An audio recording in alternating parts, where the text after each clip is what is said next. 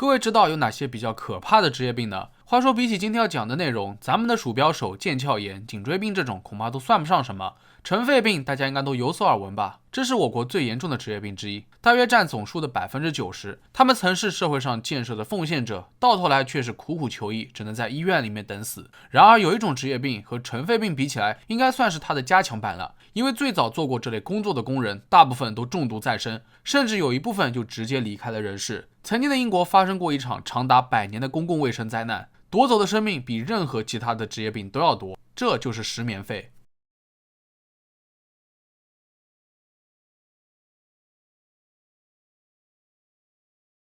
那我们先简单的来了解一下石棉，这是一种天然的纤维状硅酸盐类矿物质，具有高抗张强度、高耐热、耐侵蚀、电绝缘等特点。最早用于织布、防火绝缘材料和保温材料，市面上的石棉制品有将近3000多种，主要用于保温、防火、隔热、防腐、隔音、绝缘、机械传动、制动等方面。其中最常见的就是在汽车、化工、建造业和制造业等领域，而石棉肺就是一种用长期接触石棉引起的慢性肺部疾病。普通的石棉如果不去动它的话，并不会对人体健康造成危险，可一旦含有石棉的材料被凿碎、钻孔、破碎或者变质，那它就会释放大量含有石棉纤维的细粉尘，这些粉尘犹如钢针一般飘在空中，进入到人体器官内，长久以往就会导致石棉纤维进入肺部，造成肺部不可逆的纤维化，逐渐堵塞肺泡，最终令肺泡失去功能。而肺泡主要是气体交换的场所，如果它的功能丧失，患者自然会出现持续咳嗽、胸痛、呼吸衰竭等问题。所以说，石棉肺对于肺部的损伤是不可逆的。如果在此基础上患者还喜欢抽烟，那么症状不仅容易恶化，还会增加患肺癌的风险。早在1906年，蒙塔古莫里博士曾经就报告过一则病例，对方生前在一家石棉纺织厂工作了整整14年，当时他们车间共有10人，自己是唯一一个幸存者。可惜好景不长，这名男子还是死于肺纤维化。经过尸检，蒙塔古博士在他的肺里面发现了石棉，于是立刻向部门工业疾病委员会提供证据，证明这名男子是死于石棉相关的疾病的。然而，博士的发现在当时并没有引起很大的水花，而那些每天都和石棉打交道的员工仍然被蒙在鼓里。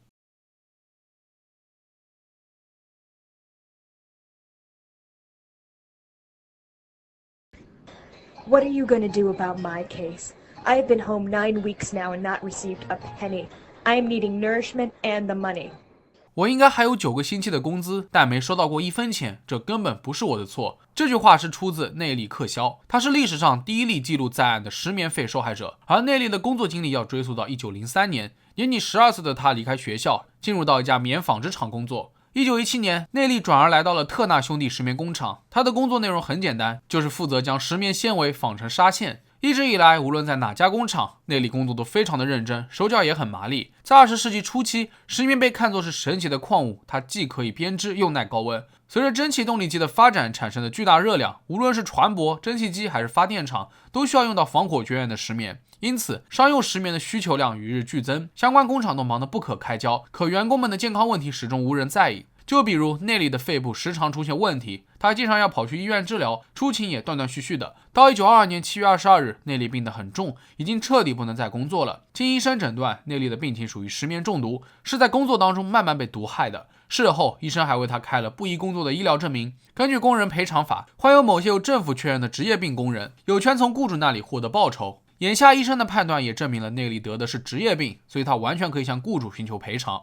然而事情并没有想象当中的这么顺利，内利的雇主特纳兄弟直接拒绝了他的赔偿申请，原因是石棉中毒并未列入政府的职业病清单。特纳兄弟表示，工厂没有义务支付他损失的工资，更不可能进行多余的赔偿。话说，如果这个时候资本家能够把内利的病例当回事情，愿意给予帮助，并引以为戒，那也就不可能会毒害一代又一代的工人了。只可惜在1924年，内利因病去世，留下丈夫和年幼的孩子。可悲的是，她从踏入工作的那一刻起，就在不知不觉当中遭受着石棉的毒害。但直到临终前那一刻，内利都没有索要到1分钱。如此致命的职业病被忽略，资本家却只质疑石棉中毒诊断的真实性，利用法律、保险公司和医学专家来维护资本利益。由于病例特殊，在内利去世后，验尸官进行了尸检，果然通过显微镜检查，验尸官得出了结论，内利的死因是由于吸入矿物质颗粒导致的肺部纤维化，因此他也成为了第一个被官方验证死于石棉肺的人。尽管如此，石棉肺被正式列为职业病的过程花费了将近10年时间。像特纳兄弟这样的石棉工厂并没有意识到石棉给工人带来的危害，更不要说采取任何保护措施。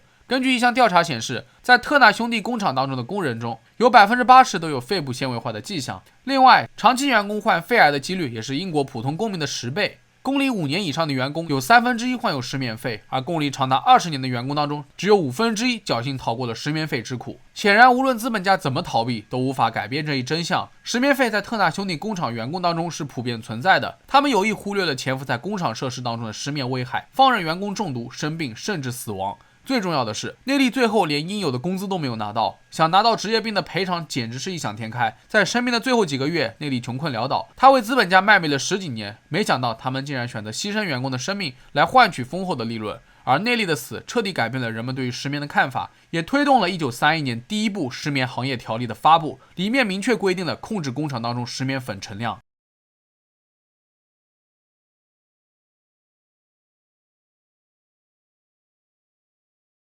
和内利一样，诺拉多克蒂也受雇于特纳兄弟石棉工厂。他从1933年就开始工作，担任梳理和纺纱部门的机器助理，工龄长达13年半。1948年的11月，诺拉因病被迫终止了雇佣合同。2年之后，年仅31岁的她就去世了，比内利还要小上2岁。可悲的是，诺拉的丈夫在早几年就先走了一步，现在只剩下孤身一人的女儿。后来，诺拉的父亲接走了孙女，他还不遗余力地向特纳兄弟石棉工厂寻求赔偿。1950年2月23日，验尸官对诺拉尸体的肺组织进行了尸检，发现了它是由于石棉肺恶化后产生的全身性结核。随后，曼彻斯特尘肺病医学小组发布了一份最终报告，确认死因为石棉肺伴有的肺结核。不过幸运的是，诺拉的家人成为了英国历史上第一个因石棉肺而获得赔偿的人。他的成功案例也给成千上万深受石棉肺困扰的家庭铺平了道路。他们追随诺拉家人的脚步，一同追究所属单位的疏忽和责任，讨回公道。据统计，在1931年至1950年期间，共有140名石棉肺受害者获得了总计87938英镑的赔偿。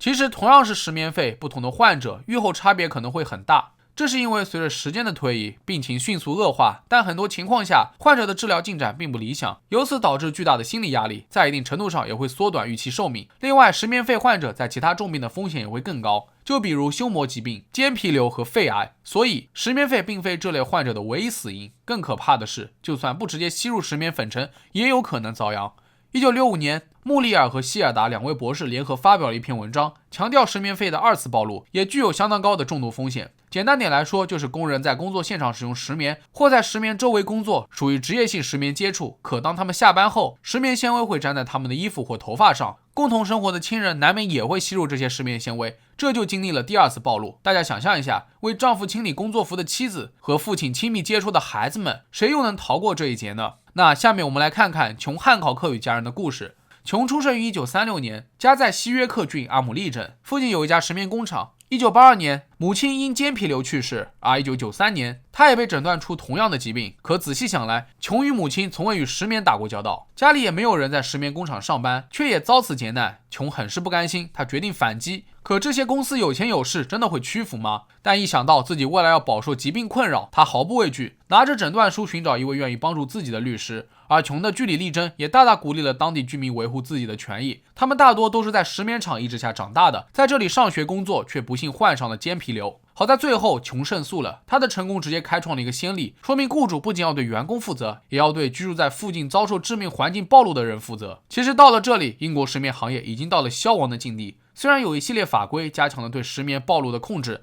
但这也只是垂死挣扎，因为含有石棉的材料在建筑业依然没有得到认可和监管。在很长一段时间内，英国间皮瘤死亡大流行，而且最关键的是，间皮瘤的潜伏期很长很长，因此有专家预测，到了2020年，间皮瘤流行病会达到最高峰，主要集中在加工石棉板的工匠、水管工人和电工身上。其实职业病就像是个隐形杀手，它不像交通事故、意外爆炸来得这么的猝不及防，它是一种看不见的灾难，日积月累的给人造成伤害，深刻又久远。而关于职业病，从预防到诊断再到治疗赔偿，每一个环节都不容忽视。可真正协调起来，会一帆风顺吗？遗憾的是，这个答案是否定的。患者本身遭受的病痛就已经够难的了，只希望相关部门不要再让他们寒心了，降低职业病的概率，努力救治，不要让它毁掉每个家庭的健康。那么好了，本期视频到这就结束了。各位对于职业病有什么看法，可以在评论区下方留言。如果觉得视频做得还不错的话，也别忘了点赞、收藏和关注。我是郑郑，咱们下期视频再见吧。